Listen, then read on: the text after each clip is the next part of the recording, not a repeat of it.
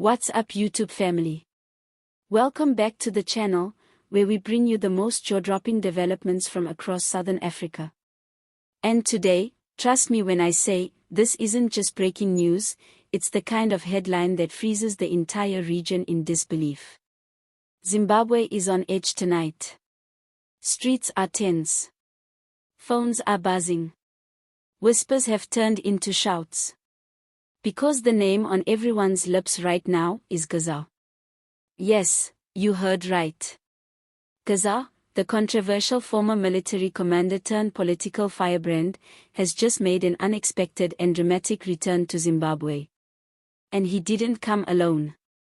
Rolling into the capital with what eyewitnesses are describing as a significant military convoy, Geza is now reportedly heading straight for the most guarded location in the nation, State House. That's not a visit. That's a statement. That's a move so bold, so loud, and so politically loaded that it sent shockwaves across Zimbabwe and beyond. Now, to really understand why this moment has the entire country holding its breath, you've got to know who Geza is. This is no ordinary figure. He's not some fringe political actor. He's a battle-hardened veteran, a strategist, and someone whose name has long been whispered in the corridors of power. Some see him as a patriot. Others call him a power-hungry disruptor.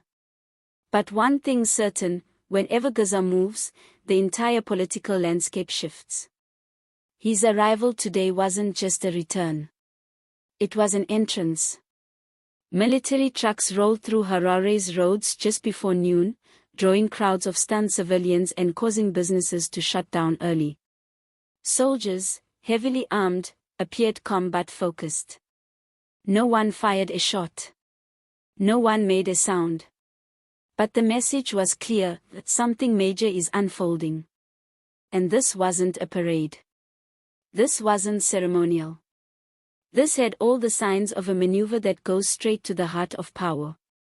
Sources close to the security sector are claiming that Geza's arrival may have caught even top government officials off guard. Reports suggest that while some factions in the ruling elite had prior knowledge, others were completely blindsided. In fact, some ministers were reportedly rushed out of emergency meetings when intelligence of Geza's movements came in. And let's be clear, when you have a military-aligned figure marching on the State House, you're not talking about politics as usual, you're talking about the kind of moment that could change a nation overnight.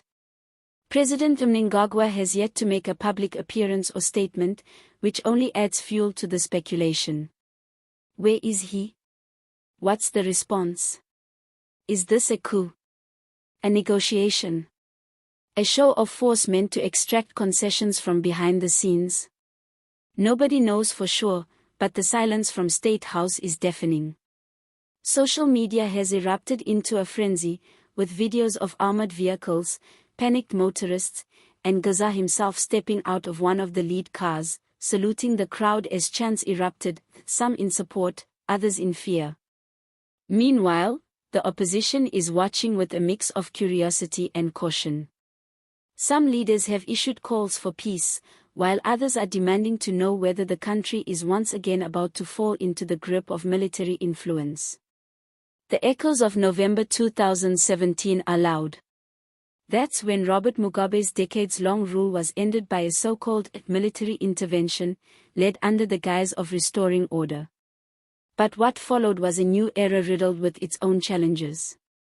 And now, with Geza's bold re-entry, many Zimbabweans are wondering if history is about to repeat itself, or rewrite itself entirely. What makes this even more complex is the deep division within the ruling party itself. ZANU-PF has been fractured for years, with internal factions constantly at war behind the scenes. Geza was long rumored to be part of a faction that was sidelined in recent years, leading him to exit the national scene quietly. But as with all things in Zimbabwean politics, nothing is ever really over. The old guard never truly leaves, they wait, they plan, and when the moment is right, they return. And that moment, it seems, has arrived. Tonight, the streets of Harare are quieter than usual, but that quiet feels like the calm before a political storm. Checkpoints are popping up across major intersections. Soldiers are visible at key buildings. Flights out of Harare International Airport have reportedly been delayed. And yet, no shots have been fired, no public statement has been made, and no arrests have occurred. That tells us this isn't chaos, this is calculated. Every move appears choreographed with precision, as if someone is sending a message to the heart of power: we are back. And we're not asking permission. The international community is already beginning to take notice. Tweets from embassies are urging citizens to stay indoors. The African Union is said to be monitoring the situation closely. And let's not forget how regional stability often hinges on what happens in Zimbabwe. If this escalates, the consequences could ripple beyond borders, from trade to migration, from regional politics to diplomatic alliances.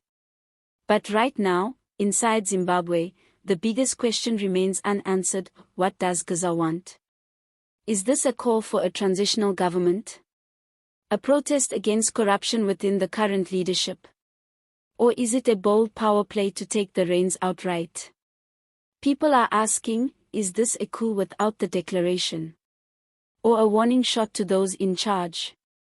All we know for sure is this: tonight, Zimbabwe is sitting on a knife's edge.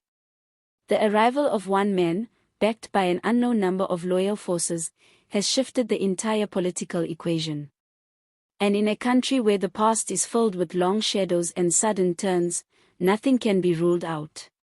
Stay locked to this channel as we continue to monitor developments. We'll bring you updates as soon as more information comes in. And remember, in the theater of power, the actors may change, but the drama never ends. If you're watching this from Zimbabwe, or anywhere across the world, stay safe, stay alert, and stay informed. Hit that like button if you're following this breaking story, subscribe for more updates as they happen, and drop your thoughts in the comments.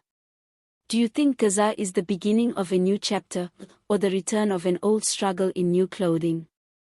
Thanks for watching, and we'll see you in the next one. Stay tuned.